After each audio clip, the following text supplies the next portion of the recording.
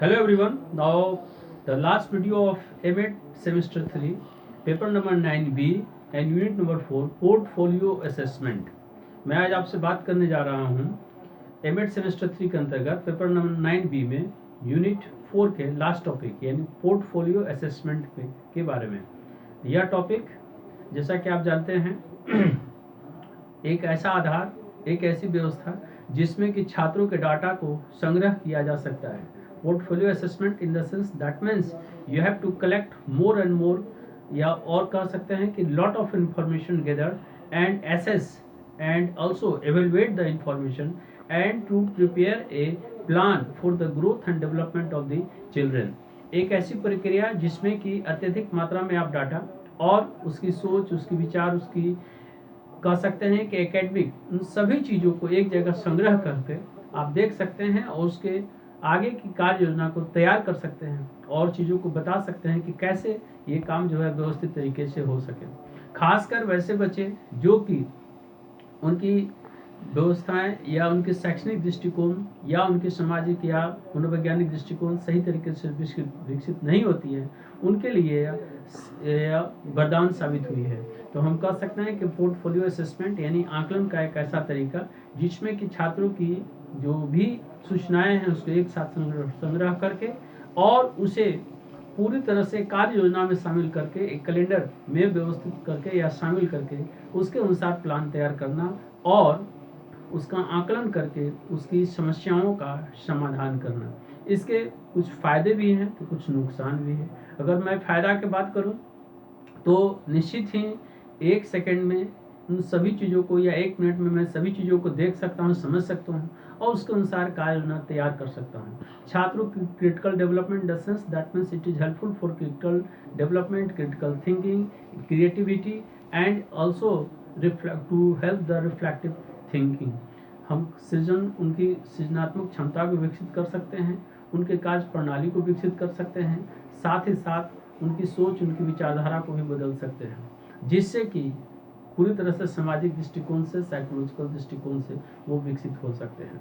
तो ओवरऑल हम कह सकते हैं कि अध्यापक शिक्षा के अंतर्गत एक ऐसी प्रणाली जिसमें कि शिक्षक अगर इन सभी का प्रयोग करें तो असेसमेंट में सुविधाएं होंगी, छात्रों के विकास में भी यह वरदान के रूप में सामने आएंगे। तो अब मैं इसे और आपको विस्तार से बताने जा रहा हूँ। Now, again welcome to 29th video lecture class AMET semester 3 paper 9B secondary and higher secondary education. Now, the last topic of the AMET semester 3 paper 9B unit 4, that is portfolio assessment, introduction and concept of portfolio assessment. Student portfolios take many forms as discussed below, so it is not easy to describe them. A portfolio is not the pile of student work that accumulate over a semester or a year. A student portfolio is a systematic collection of student work, and now I am again repeating, a portfolio is not the file of student work that accumulates over a assessment or a year. A student portfolio is a systematic collection of the student work and related material that depicts a student activities, accomplishment and achievement in one or more school subjects. Now, the collection should be include evidence of student reflection and self-evaluation, guidelines for selecting the portfolio contents and criteria for judging the quality of the work. The goal is to help students assemble portfolios that illustrate their talents, represent their writing capabilities and tell their stories of school achievement. Need of portfolio assessment: encourage self-directed learning, enlarging the view of what is learned, fostering learning about learning, demonstrating progress towards identified outcomes. Next, creating an intersection for instruction and assessment. Next, providing a way for students to value themselves as learners. And last, offering opportunities for peer supported growth. Now, types of portfolio assessment. Process and product portfolios represent the two major types of portfolios. A process portfolio documents the stages of learning and provide a progressive record of student growth. A product portfolio demonstrates mastery of a learning task or a set of earning objectives and contains only the best work. teachers use process portfolio to help student identify learning goals, document progress over time, and demonstrate learning mastery. In general, teachers prefer to use process portfolios because they are ideal for documenting the stages that students go through as they learn and progress. Now, steps in portfolio assessment. First, the teacher and the student need to clearly identify the portfolio contents, which are samples of student work, reflections, teacher observation, and conference records. Second, the teacher should develop evaluation procedure for keeping track of the portfolio contents and for grading the portfolio. Third, the teacher need to plan for holding portfolio conferences, which are formal and informal meetings in which students review their work and discuss their progress. Because they encourage reflective teaching and learning, these conferences are an essential part of the portfolio assessment process. Now, aims of portfolio assessment. Portfolio typically are created for one of the following three purposes. Number one, growth for portfolios, to show growth or change over time, to help develop process skills such as self-evaluation and goal setting. C, to identify strength and weakness. D, to track the development of one more product performances. Now, number two, showcase portfolio, to showcase an end of year semester accomplishments. B, to prepare a sample of best work for employment of or college admission. C, to showcase student perceptions of favorite, best or most important work. D, to communicate a student current aptitudes to future teachers. Now, number three, evaluation portfolios. A few such possible samples of work in the following table that could be included in each type of portfolio. Now, advantages of portfolio assessment. That is the most important topic. Promoting student self-evaluation, reflection, and critical thinking. Number two, measuring performance based on genuine samples of student work. Number three, providing flexibility in measuring how students accomplish their learning goals. Next, enabling teachers and students to share the responsibility of setting learning goals and for evaluating progress towards meeting those goals. Next, giving students the opportunity to have extensive inputs into the learning process. Next, facilitating cooperative learning activities including peer evaluation and tutoring. Next, now continue tutoring, cooperative learning groups and peer conferencing. Next point, providing a process for structuring learning in stages. Next, providing opportunity for students and teachers to discuss learning goals and the progress towards those goals in structured and unstructured conferences. Next, enabling measurement of multiple dimensions of student progress by including different types of data and materials. Now, disadvantages of portfolio assessment: requiring extra time to plan an assessment system and conduct the assessment. Number two, gathering all the necessary data and work sample can make portfolio bulky and difficult to manage. Number three, developing a systematic and deliberate management system is difficult, but this step is necessary in order to make portfolio more than a random collection of student work. Number four, scoring portfolio involves the extensive use of subjective evaluation procedures such as rating scale and professional judgment, and this limits reliability. Now, last, scheduling individual portfolio conferences is difficulty, and length of each conference may interfere with other instructional activities. Now, in Hindi, अब मैं थोड़ा हिंदी में स्पष्ट करूँ. Portfolio मूल्यांकन, परिचय और portfolio मूल्यांकन का अवधारणा. एक छात्र पोर्टफोलियो छात्र के काम और संबंधित सामग्री का एक व्यवस्थित संग्रह है जो कि एक छात्र की गतिविधियों, उपलब्धियों और एक या अधिक स्कूल विषयों में उपलब्धियां दर्शाया गया है. संग्रह में छात्र के प्रतिबिंब और आत्ममूल्यांकन, चयन, पोर्टफोलियो सामग्री और कार्य की गुणवत्ता को पहचानने के लिए मानदंड के लिए दिशा निर्देश शामिल होने चाहिए. पोर्टफोलियो मूल्यांकन की आवश्यकता.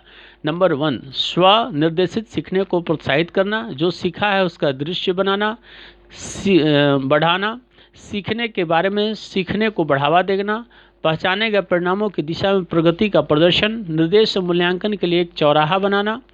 छात्रों के लिए खुद को शिक्षार्थियों के रूप में महत्व देने का एक तरीका प्रदान करना, सहकर्मी समर्थित विकास के लिए अवसर प्रदान करना। ना पोर्टफोलियो मूल्यांकन के प्रकार। प्रक्रिया और उत्पाद पोर्टफोलियो दो प्रमुख प्रकार के विभागों का प्रतिनिधित्व करते हैं। नंबर 1, एक प्रक्रिया पोर्टफोलियो सीखने के चरणों का दस्तावेजीकरण करता है और छात्र के विकास का प्रगतिशील रिकॉर्ड प्रदान करता है। एक उत्पाद पोर्टफोलियो एक सीखने के कार्य या कमाई के या कह सकते हैं इनकम के उद्देश्यों के एक सेट की महारत को दर्शाता है और सबसे अच्छा काम केवल इसमें शामिल है। शिक्षक सीखने के लक्ष्यों दस्तावेज की पहचान करने में छात्रों की मदद करने के लिए प्रक्रिया पोर्टफोलियो का उपयोग करते हैं और समय के साथ प्रगति और सीखने के महारत का प्रदर्शन करते हैं। सामान्य तौर पर शिक्षक प्रक्रिया का उपयोग करना पसंद करते हैं। विभागों के रूप में वे छात्रों के माध्यम से जाने वाले चरणों के दस्तावेजीकरण के लिए आदर्श होते हैं और सीखो और प्रगति करो का ध्यान रखते हैं या उसके उद्देश्य की पूर्ति करते हैं। दस्तावेजीकरण अर्थात संग्रह करना, डाटा का एक जगह कलेक्शन करना, आंकड़ों का संग्रह करना। पोर्टफोलियो मूल्यांकन। सबसे पहले शिक्षक और छात्र को पोर्टफोलियो सामग्री का स्पष्ट रूप से पहचान करने की आवश्यकता है, जो नमूने या जो उसके एग्जाम्पल हैं, जैसे कि छात्र का काम, प्रतिबिंब, शिक्षक टिप्पणियां और सम्मेलन रिकॉर्ड। दूसरा, शिक्षक पोर्टफोलियो सामग्री के ट्रैक करने यानी पहचान करने और ग्रेडिंग के लिए मूल्यांकन प्रक्रियाओं का विकास करना चाहिए। तीसरा, शिक्षक को पोर्टफोलियो कॉन्फ्रेंस आयोजित करने की योजना की आवश्यकता होती है, जो औपचारिक है और अनौपचारिक बैठकें जिसमें छात्र अपने काम की समीक्षा करते हैं, उनकी प्रगति पर भी चर्चा करते हैं। पोर्टफोलियो मूल्यांकन प्रक्रिया चूंकि वे चिंतनशील शिक्षण और सीखने को प्रोत्साहित करते हैं, यह सम्मेलन इसका एक अनिवार्य हिस्सा है। पोर्टफोलियो मूल्यांकन का उद्देश्य। पोर्टफोलियो सामान्यतः एक के लिए बनाए जाते हैं, जैसे कि निम्नलिखित 3 उद्देश्य विकास दिखाना, वर्तमान क्षमताओं का प्रदर्शन करना और मूल्यांकन करना संचयी उपलब्ध है। ऐसे उद्देश्यों के कुछ उदाहरण जैसे कि ग्रोथ पोर्टफोलियो यानी जिसमें वृद्धि हो, समय के साथ विकास या विकास परिवर्तन दिखाने के लिए। बी, स्वयं मूल्यांकन और लक्ष्य निर्धारण जैसी प्रक्रिया कौशल विकसित करने में मदद करना। सी, ताकत और कमजोरियों की पहचान करने के लिए। और डी, एक और उत्पाद प्रदर्शन को विकास को ट्रैक करने के लिए। दूसरा, धारणाओं का पोर्टफोलियो यानी जो शोकेस जिसको कि दिखा सके, वर्ष के अंत या सेमेस्टर उपलब्धियों का प्रदर्शन करने के लिए। रोजगार या कॉलेज में प्रवेश के लिए सबसे अच्छा काम करने का एक नमूना यानी कि एग्जाम्पल तैयार करने के लिए। सी, पसंदीदा, सर्वश्रेष्ठ या सबसे महत्वपूर्ण कार्य के लिए छात्रों के धारणाओं का प्रदर्शन करना और भविष्य के शिक्षकों के लिए छात्र के वर्तमान दृष्टिकोण के बारे में बताने के लिए।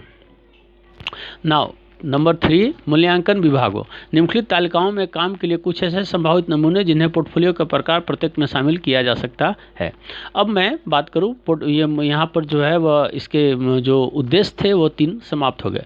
अब पोर्टफोलियो मूल्यांकन के लाभ। नंबर 1, छात्र आत्मसम्मान, आत्म मूल्यांकन, प्रतिबिंब, महत्वपूर्ण सोच को बढ़ावा देना, छात्र के काम के वास्तविक नमूने के आधार पर प्रदर्शन को मापना, यह मापने में लचीलापन प्रदान करना कि छात्र अपने सीखने के लक्ष्यों को कैसे पूरा करता है, अध्यापकों और छात्रों को सीखने के लक्ष्यों को निर्धारित करने के लिए और साझा करने के लिए सक्षम करना और उन लक्ष्यों को पूरा करने की दिशा में प्रगति का मूल्यांकन।